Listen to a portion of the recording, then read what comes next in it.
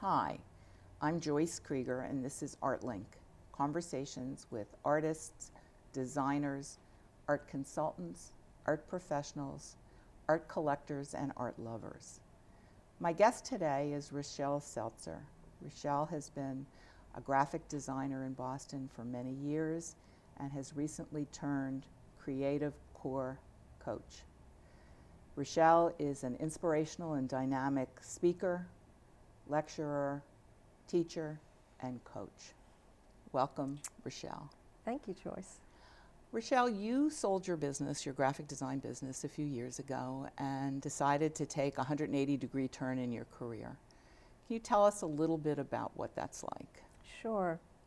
So my design career really stemmed from an art education where I was fearful of personal expression. So design was a great choice for me. I look back on it now and realize it was very safe for me to use creativity to solve the problems of my clients.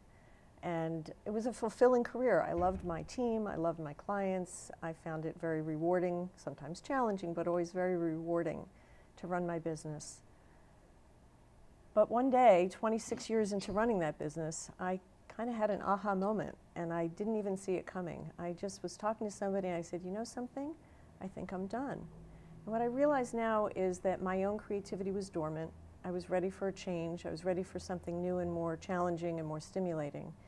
And that led me to a path to where I am today, where I coach people to help them access, ignite, and accelerate their creativity. I work with individuals, I work with people in organizations, and the reason I do this is that I get tremendous satisfaction of helping people both personally and professionally live a bigger, richer, more satisfying life. Tell me a little bit about what we should be thinking about as indications that it's time for change. So for me, I think that my heart was ahead of my head. And I look back and I realize that a few months before I had that moment of realization, that I had already started planting the seeds for change. And for me, I had submitted a proposal to speak at a big design conference. It was on a topic that was very interesting to me, about which I really cared, and I wanted to spread the word. And I didn't know at the time that I made my decision that, in fact, that was going to all come to pass, that I was going to be invited to speak and have a great experience. But I think that the lesson when I look back is to really try to figure out what's in your heart. You know, pay attention to what's percolating for you. And for me, having a coach at that time was also a big, big help. So you had a life coach that you were working with? A business coach. But he really did look at my whole life with me. And he was able to actually inspire me to have the courage to put that proposal out to speak at that conference, because he said, look, you care about this, and it doesn't matter that you don't have a national reputation in this field. If you write a great proposal, they might take it, and they did. So he could see more and help me to identify things that I wasn't even seeing for myself. So if I've been an artist my whole life, and I get to a point where I'm frustrated, I'm not producing the kind of work that I really want to, I want to get to another place in my career, how would you impact that? Well, what I do is I teach people what I've learned to be the fundamental conditions for creativity. Can you talk a little bit about those? Sure. The idea is, if I'm going to sort of talk about it in terms of a triangle. So at the base of an equilateral triangle, there are two supporting corners. On one side is self-love. And you need to increase self-love, and you need to really focus on self-love. And it took me a while to realize that that's not selfishness, it's not narcissism, it's healthy and it's important. So you need to be able to look at yourself in the mirror when you're brushing your teeth at night and pause and really take yourself in and feel lovingly toward yourself. And it includes things like feeling deserving of time in your life to take care of yourself, time in your life to take a walk and just look at the sky or look at a beautiful vista, and let your right brain have some space and some room to sort of have ideas come up. It's taking time to do things that are important to you that you usually don't prioritize over your work or your children or your ill parents or whatever it may be. These are all ways that you can develop self-love. And when you've got that, you've got one corner of that triangle well supported. But it needs to be an ongoing practice. The other corner is about self-criticism, because everybody has a self-critic. In fact, I talked to one person one day who said, "Oh, I have a chorus of self-critics." And good point. You know, don't we all? Right. Self-criticism is something you can never get rid of. You can never banish it completely, but you can be aware of it. You can be aware of where it shows up, how it shows up for you. And if you're alert to it and you know how damaging it is, you can actually tell your self-critic to just go away for a little while, because right now I don't need you.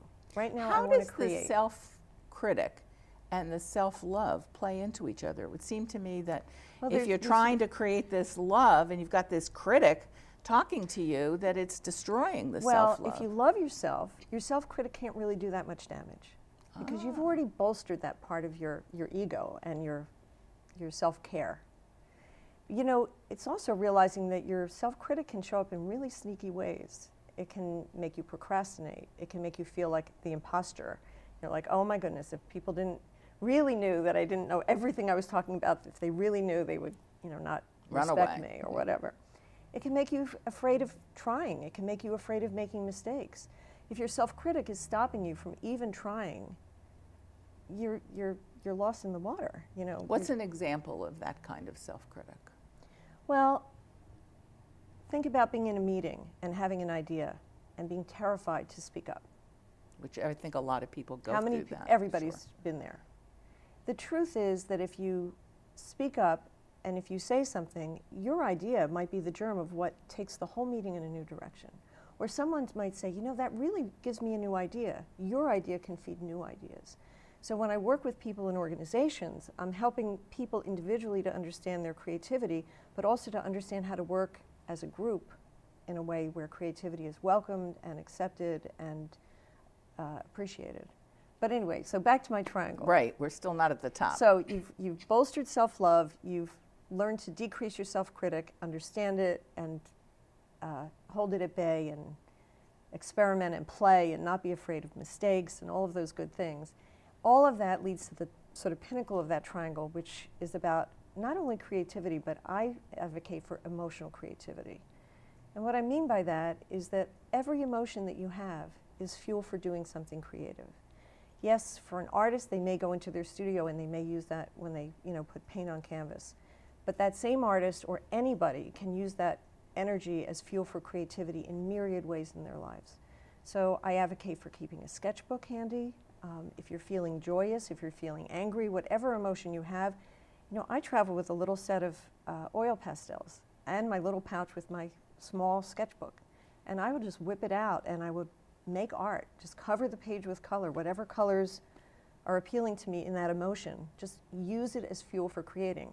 It can be the energy of writing a poem. When I first visited the MFA's New Wing of the Americas, I came home and I felt this excitement and inspiration about everything I had seen, and I wrote a poem. You know, you just use your emotion to create. You can use your emotion to create intuitively in the kitchen. You know, pick up that vegetable and say, what can I do differently with this? Or what colors can I combine on a plate that would be different? Use creativity as a normal part, a regular part of your life, and let your emotion be the fuel for that. Rochelle, you and I have been talking about these webinars for the Art Specifier website, and I'm really excited about this because I think the audience is there. Have you given some thought as to the specifics of how we're going to go about that? I have, Joyce, and one of the things that I'm excited about in much the way that my live workshops work for a range of people is I'm trying to think about this webinar as being something that would be as exciting and interesting for someone who's a practicing fine artist as someone who's maybe an architect or an art consultant or in some other tangential relationship to art. Because I really have experienced and I love the fact that doing this work helps everybody to create more, to be happier, to be more fulfilled, to be more stimulated in their lives. So the format that I think would be exciting is to give people an opportunity to learn about much more specifically and experience some of my techniques. I don't think that I can actually have everybody do intuitive painting actively during a webinar, but I'm going to demonstrate it enough and teach it and instruct it enough that people can do that between our sessions. So that, and they'll see examples of it, they'll understand it more. And understand the writing exercises and understand how to activate a lot of these small techniques in their day-to-day lives. But my plan is to actually, when people register for the webinar, that they will get an email from me every day for that 1 month, let's say, between the first one and the second one, and between the second and the third, where we're going to take things deeper and explore things more, where people can post what they've done in a safe, private, online community.